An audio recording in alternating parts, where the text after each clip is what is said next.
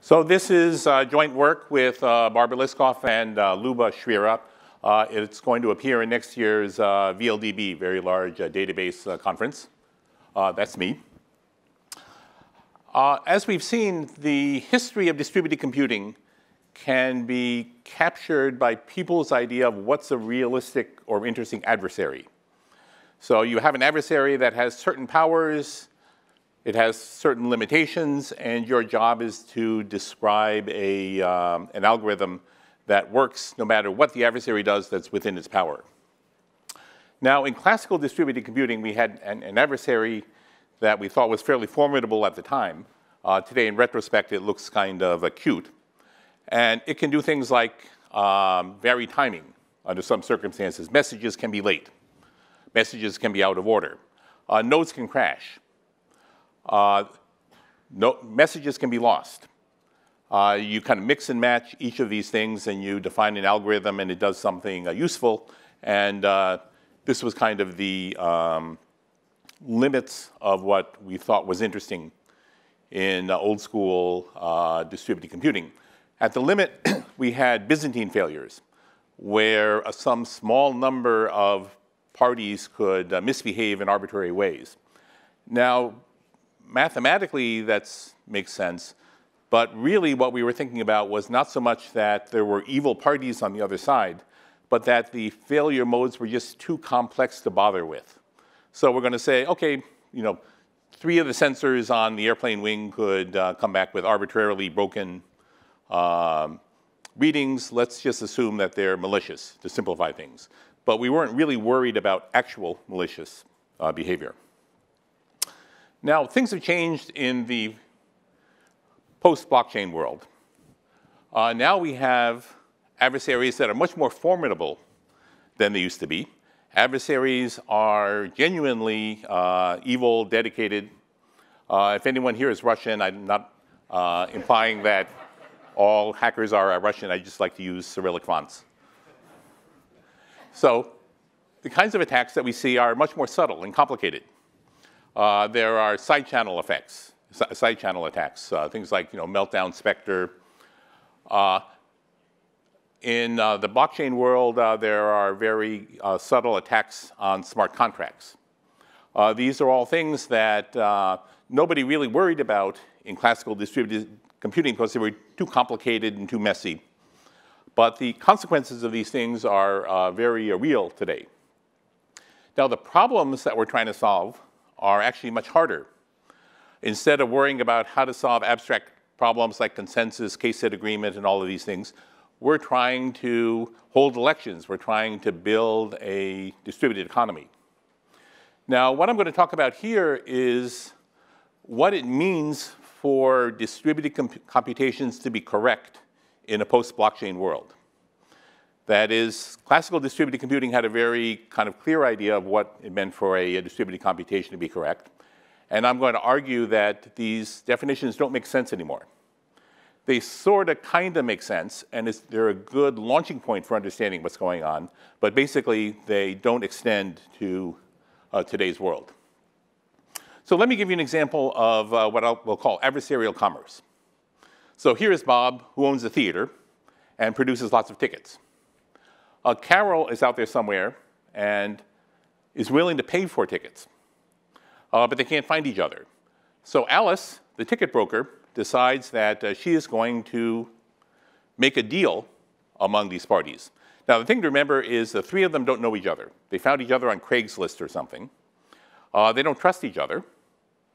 If something goes wrong, there is little or no legal recourse. They can't sue each other.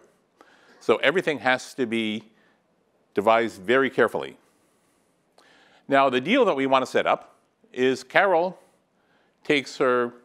sends 101 coins of some kind to Alice, the broker, and says, I'd like some tickets, please. Alice breaks these coins up and forwards 100 of them to Bob. Bob then sends the tickets back to Alice. And then Alice sends the tickets to Carol. And this is what we want to have done. This is clearly not how we're going to do it.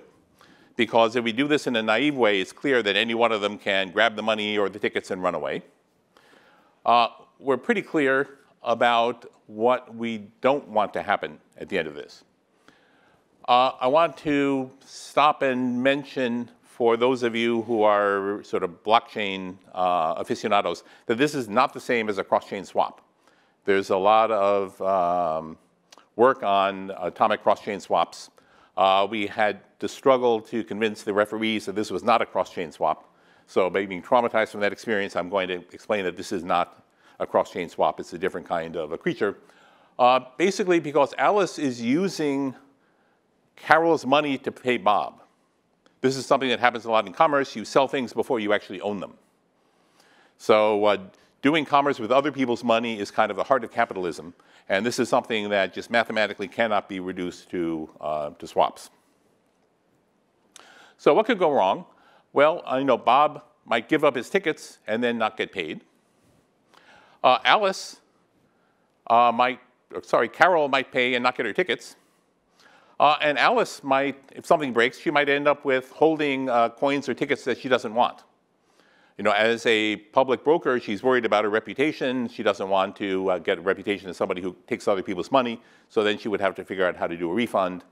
And these are all things that we would prefer never happen.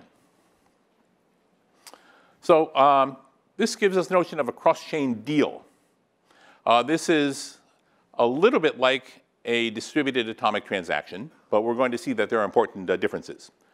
So the idea here is each party has some assets that they want to trade.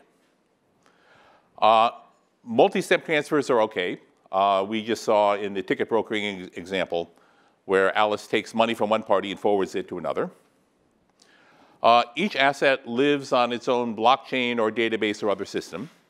I'm going to be describing this in the language of blockchains, but really it's independent of the underlying technology. We assume that we have some kind of a ledger, database, blockchain that's tamper-proof and alive. And we're really interested in higher level notions of correctness. What do you want out of these mechanisms?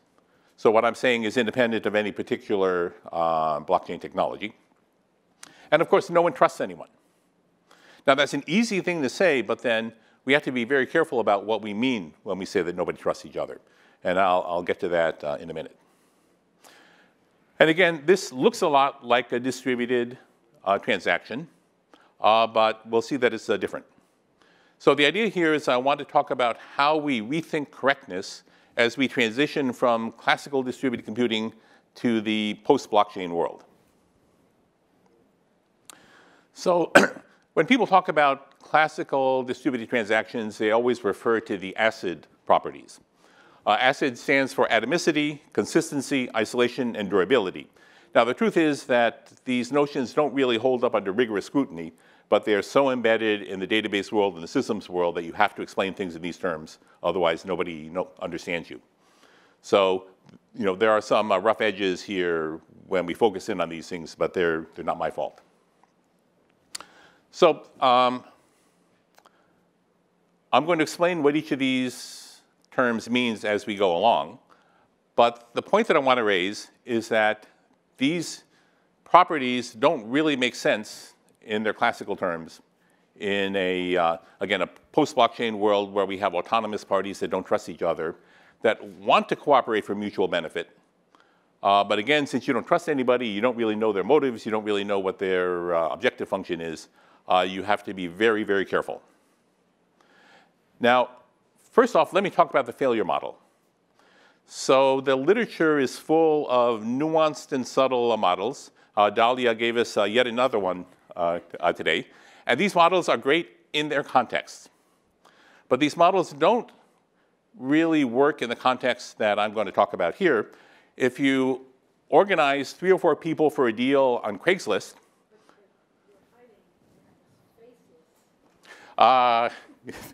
yes, this is post-blockchain world. You know, nobody knows, you know, who you are. Now, if you get 4 or 5 people together on Craigslist, it's naive to assume that a majority of them is going to be honest. It's naive to assume that a third of them are going to be honest. It's naive to assume that any of them are honest.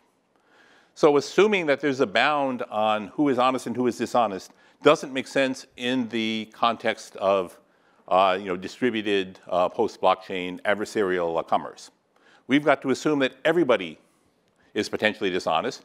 We have to assume that they're all collaborating with each other, like one of these Robert Redford Sting movies where all of the participants except one are colluding with each other. So this is the model that I want. Conforming parties are ones that follow the protocol. So we have a deal. I'm going to promulgate a protocol and say this is what we should do. If you're a conforming party, then you follow the protocol. You're loyal to the protocol and you do what it says. If you're not, you're deviating. And deviating parties might do anything. We don't care what their motivations are. They might be rational and they see a chance to pick your pocket. They might be irrational and all they want to do is just griefing everyone. Maybe they're foreign agents for a competing corporation or government. Maybe they act against their own interest. Either you follow the protocol or you don't. And that's the only model that we need. So as I said, there's a lot of subtle, nuanced models out there. You can be faulty, you can be altruistic, you can be rational, you can be Byzantine. We can't really use that. All we say is you follow the protocol or you don't follow the protocol. And if you don't follow the protocol, you can do anything. You can do things that give you advantage. You can do things that hurt yourself. You can do things that hurt others. So conforming versus deviating is all we care about. Now, let's revisit the acid properties. And I'm going to explain how each of them needs to be changed to adapt to this more demanding model. So classical atomicity says, well, we set up this distributed transaction and either everything happens or nothing happens. If something breaks, we roll everything back. We back out carefully, restore the world to its previous state. If everything goes okay, then boom, everyone gets paid. That doesn't work in a model where the participants are autonomous, where you can't dictate to them what to do. You can only ask them to do something. To take a very simple example, suppose that a deviating party makes an incompetent attempt to cheat. It gets caught, and its deposit gets confiscated, slashed, and the proceeds are given to the rest of the parties. Most systems will consider that as correct behavior. That's a perfectly acceptable, correct outcome when that happens, but that doesn't correspond to atomicity, to classical atomicity, because it's neither all, nor is it nothing, but it's okay. So this very simplistic idea that either everything happens or it doesn't happen doesn't make sense in a world where you can't control or dictate what the participants do. Instead, what you want to say is, we want to split this into a liveness and a safety property. Liveness says that if everybody conforms, then the deal goes through. That's a kind of a minimal requirement. And safety says, in the presence of deviating parties, no conforming party ends up worse off. Now, defining what worse off means is going to require some careful phrasing, some undergraduate level game theory, and so on. But your intuition is probably perfectly okay for realizing this. It says that you can't cheat a conforming party. You might end up having to roll everything back and nothing happens and you wasted some time and maybe paid a few fees, but they're not going to confiscate your retirement account if this happens. Consistency is a little bit of a weird property in this acid world. It says that application-specific invariants and constraints have to be respected. You start in a consistent state, you end up in a consistent state. That's kind of somewhat vacuous, but really what we want to extend this notion to the adversarial world. And here, one useful notion is the idea of a strong Nash equilibrium. This comes up a lot in this world. So here the idea is everybody by default follows some strategy. And this is the protocol. And you sit around, you scratch your head and say, well, suppose my friends and I decide to secretly collude and cheat. Well, the idea is that that won't improve your payoff. So there's no motivation for any coalition of parties to deviate from the protocol in game theoretic terms. That doesn't mean they won't, because we don't necessarily assume that everyone is rational. But if they were rational, they would follow the protocol. So the analog for consistency, and yes, this is a little bit of a stretch, says that conforming to any protocol, if you propose a protocol, then conforming to it should be in Nash equilibrium. Because if there's an obvious incentive to cheat and no penalty for cheating, then people are going to cheat. So you should restrict your attention to protocols that are where conforming is a strong Nash equilibrium strategy. Let me give you an example. Here is a generalized swap graph. Everybody has some kind of a resource which they want to trade with someone else. And typically, what do we want? Well, we want all these things to go through. Now, there's a theorem we can prove that says that such a structure is a strong Nash equilibrium if and only if this graph is strongly connected. In other words, there's a path from every node to every other node.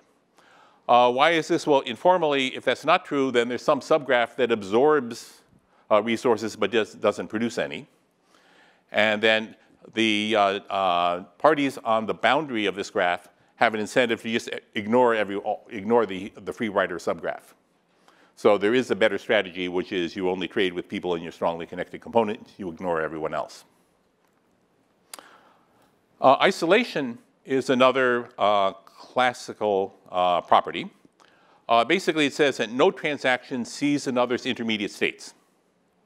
Okay, this gives us serializability, linearizability, snapshot consistency, this whole collection of classical correctness conditions that basically say you don't need to worry about interleavings. You can treat the world as if it were serial. You know, we're going to try very hard from an engineering point of view to give you concurrency for performance, but as far as semantic behavior goes, you can't see it. Isolation, again, also doesn't make sense. Serializability makes no sense in this post-blockchain world because if you look at things like atomic swaps, other protocols for doing these kind of cross-chain deals, we have some in the paper. I'm not going to have a chance to talk about that. They're all multi-step protocols where one party will post a smart contract. The other party will inspect the smart contract and post its own smart contract. In some of them, somebody releases a secret that's sent to a hash code. So there's many very cautious steps that everyone takes because you're worried that someone's going to cheat you.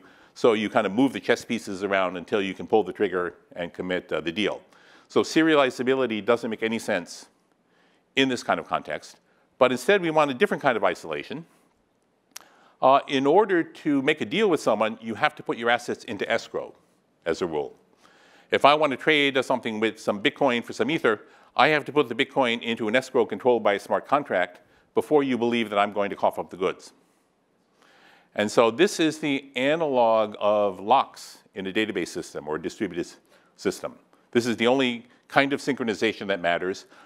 I'm going to put my assets in escrow controlled by a contract. You're going to put your assets in escrow controlled by a contract. We exchange data, the contracts trigger, and we exchange the goods. Now, there's some common sense requirements. Liveness says, or safety says that I can't promise you something and then take it away. If I put something in escrow, it's really locked. I really don't have control over it. Liveness says I can't lock things up forever. And moreover, I can't have my assets locked up forever in the face of arbitrarily malicious behavior by my counterparties. There's no way that you can trick me into locking my things up forever. Unfortunately, there are many protocols where you can trick me into locking things up for a long time, and that's not terribly acceptable either, but that's an entirely different kind of research. So the last property that I want to talk about is durability, and this is kind of the easiest one to talk about. It says that in the classical world, it says, okay, we write things to disk before we commit. That's a world where everything but disk was non-volatile. That's changing. Database people are very excited about that, but the idea is that before you open the cache drawer, before you fire a missile, before you do anything that can't be rolled back, you make sure that you've recorded everything on stable, non-volatile storage. In the post-blockchain world, that's true, but our notion of things that threaten permanence are much more involved and sophisticated. We're not worried about our core memory losing power. We're worried about government censorship. We're worried about censorship by evil corporations, hackers, all kinds of bad actors. And this is where all replication and hashes and so on come in the blockchain world. So to summarize, there's this kind of long-term trend where we started out with kind of centralized computing, went on to distributed computing, and a lot of distributed computing still has the notion of kind of centralized authority.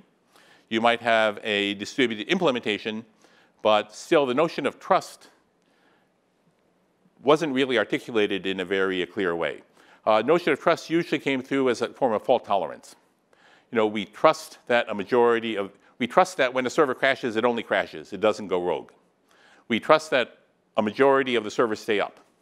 We trust that no more than a third of our servers go rogue.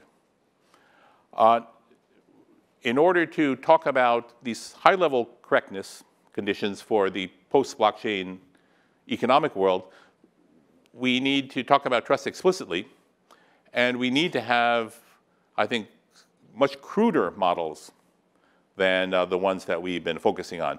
Again, I think the one that you either conform to the protocol or you deviate arbitrarily, that there's no limit on the number that might deviate arbitrarily, is what you want for these high-level deals. That's not what you want inside a blockchain.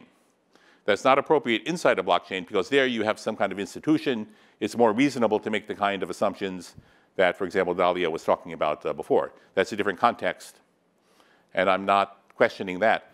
But when you talk about the analog of distributed transactions, we need to think about these things somewhat differently. So what I propose is that we think about how we rethink trust. We rethink how we do data management. And in particular, I took the ACID properties, which are kind of the gold standard for distributed transactions. Even distributed systems that don't support transactions, transactions are the things they don't support when you read their papers. They always talk about how they deviate from the ACID properties when they try to explain what they do.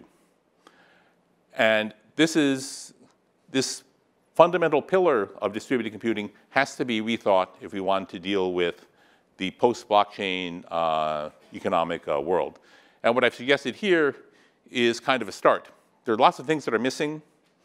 I haven't explained how you map this onto synchronous, semi-synchronous, all of these things. Some of that is covered in the actual paper. But what I want to leave you with is the idea that we need to think carefully about what we want our systems to do, in addition to thinking about how we want them to do that. That's it.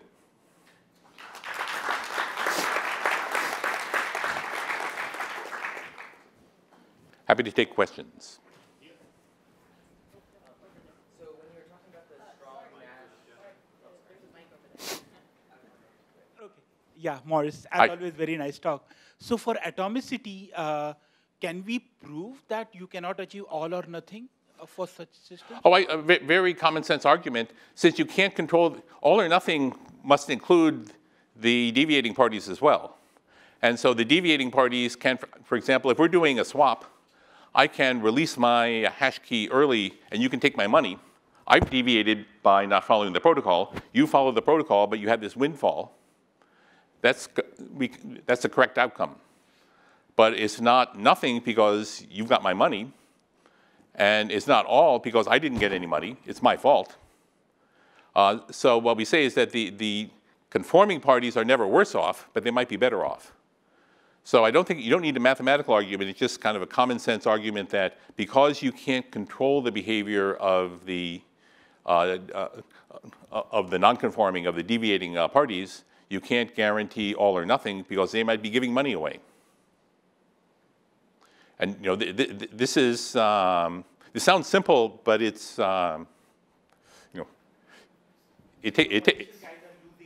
The malicious guys could lose money, and that's okay, because there's no way we can prevent it.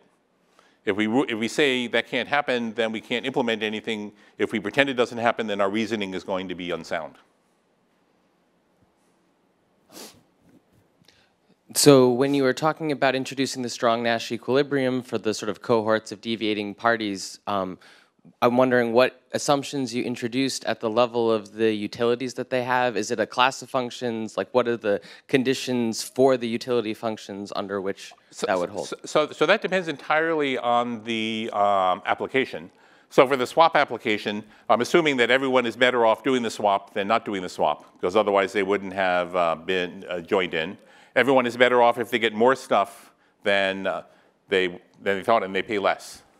Okay, so it's sort of somewhat financial still because it's sort of monotonic in the stuff that's defined in the problem. Yeah. So your problem has its utility functions, and when everybody has their own individual utility functions, and then you have a protocol, you say, okay, follow this protocol. If you look at it and say, well, I can do better according to my utility function by cheating, or my pals and I can do the same, then it's a bad protocol. The main question related to whether it was a specific set of utility functions or whether it was like classes of utility functions with certain properties so that it spanned the problem. So like monotonicity, like I guess it's not really convexity because it's discrete problems, but like submodularity, like is it a class of functions or does it just have to be solved for every problem? It's basically the problem comes with its own utility functions, and it's your job to devise a protocol that respects them.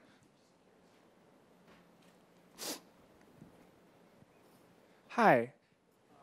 So my question is actually whether the strong Nash equilibrium could also apply as a design guideline for designing mechanisms for blockchain consensus, because I think that's somewhere where a lot of the time we don't assume strong Nash equilibrium. We assume a much weaker kind where we assume non-collusion between parties, and that they are non-colluding rational, right? But perhaps a better model would be colluding rational, as in even if they're a monopoly that controls the consensus, it's not in their interest to double spend or anything. Like, or is that somehow impossible to guarantee? I don't know exactly when that is and is not possible. It certainly seems like a good idea if you can do it. There's some subtleties where if a majority, like in Nakamoto consensus, if a majority can collude, then cheating. Basically do anything, and they can give themselves lots of benefits, right? They can get them. They could, unless your objective function says, well, they actually want the blockchain to not get a bad reputation and so on. So it's a with proof of work, they don't really have a stake on the blockchain itself. So maybe it's a little different. So designing your distributed protocols so that conforming to them is a strong Nash equilibrium is probably always a good idea, but not doing that is probably also always a bad idea. So would you say it's harder to do that in a blockchain context, in a consensus context, than in a, whatever? I think it's harder to do that in a consensus context because there you do need to make assumptions about how many conforming parties you have. Yeah. Okay. So if I'm trading theater tickets, among three people, then assuming that two of them are dishonest makes perfect sense. Yeah. But if you're trying to do if you assume that a majority of the Libra Association is dishonest, then you have a real problem. Yeah, but then the strong Nash equilibrium means that it's in everyone's interest to be conforming despite other people's actions. Yeah, right? But of course that only works if they're rational. Yeah, and I guess that's a strong assumption. Okay. Thank you. So it's a very inspiring talk. So this is actually, I was thinking about when I'm designing an internal system where I have a multi-step transaction between several components. So in this world, there is actually a trusty environment, right? Because we actually maintain all the components. But we also sort of want to verify like the transaction is going as we expected, not, break apart, right? So I was wondering whether you have some thoughts between, fully trust environment and the fully adversary environment, and in the middle ground where there's trust and verify. How do we, design a system that, can do that? So in the full paper, we talk about a protocol for a semi-synchronous world and a protocol for a synchronous world. And at each point in the protocol, before you commit the deal, everybody can look at it and say, look at everything that's in escrow, look at everything that would be transferred if the deal commits, and you can say, I don't like this, and you can pull the plug and abort the transaction. And this step, which is sort of application specific, where every individual says, am I selfishly happy with this, is something that you don't see in classical distributed databases. Two-phase commit says, if you're still holding the locks, then you commit. Oracle databases don't look at something and say, does this person really deserve a raise? I'm going to abort the transaction. So that's application, in some sense, it's application specific. And the correctness conditions, you have to accommodate that. I think that's all the time we have. So another round of applause for all our speakers. We're moving into the break now. So we'll resume again in 30 minutes.